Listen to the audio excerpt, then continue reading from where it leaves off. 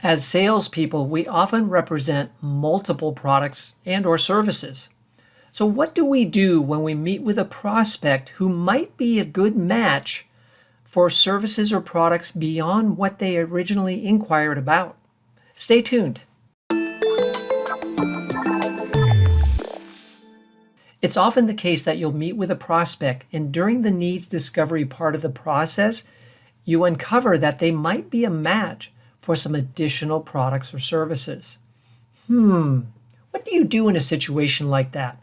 I have to admit, it's really tempting to talk about what else we offer and what else we can do for the prospect, other problems that we can solve. And there's upside to that, right? Because we can see that we might have a bigger sale on our hands than we originally thought. But there's a downside risk too, and I want you to be really clear about this so that the next time you run into this temptation, you might make the right decision. The downside risk is that we could overwhelm the prospect with too many things to think about, and that causes them to say, "Let me think about it. I'll get back to you." We never want that to be the end of our meeting. What we want is a clear next step that's leading to a decision. The more focused the sales conversation, the more likely it is to land on a clear next step. So that's the upside and the downside, right?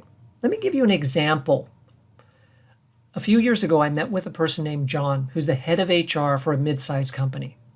A mid-sized company is one that I can offer a lot of products and services to. I offer assessments, surveys, a variety of training classes, and of course, one-on-one coaching.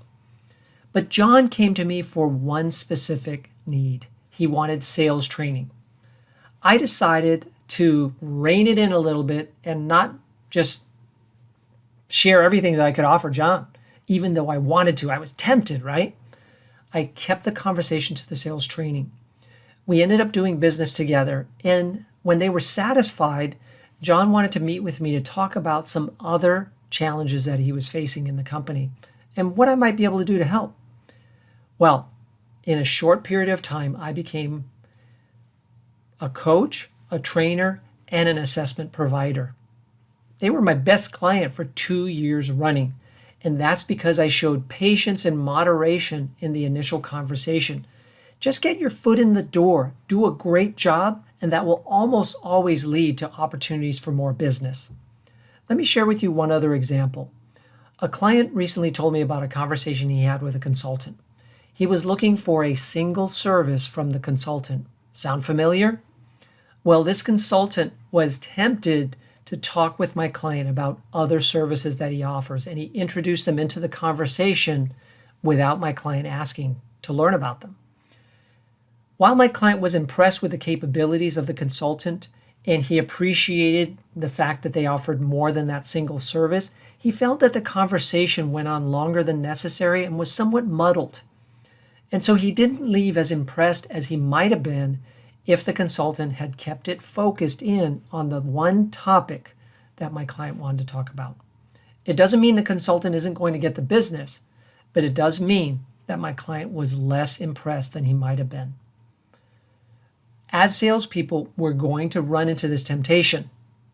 When we meet with prospects that work for larger companies, we know that they can use multiple products and services that we offer.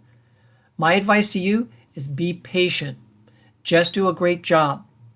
Get in the door, and that will almost always lead to new opportunities for more business, as well as repeat business and referrals. If this video has been helpful to you, please like it and comment on it and let me know. If you have questions, feel free to place them in the comments or email me at michael@buildandbalance.com. I may answer your questions in a future video. If you're not a subscriber yet, fix that now by clicking the subscribe button and even the bell to be notified when I release new videos, which is usually every week. If you'd like to learn about my sales training and coaching, visit my website, buildandbalance.com, and send me a message through the website to let me know you're interested, and I'll get back to you right away. I wish you good luck in your sales efforts.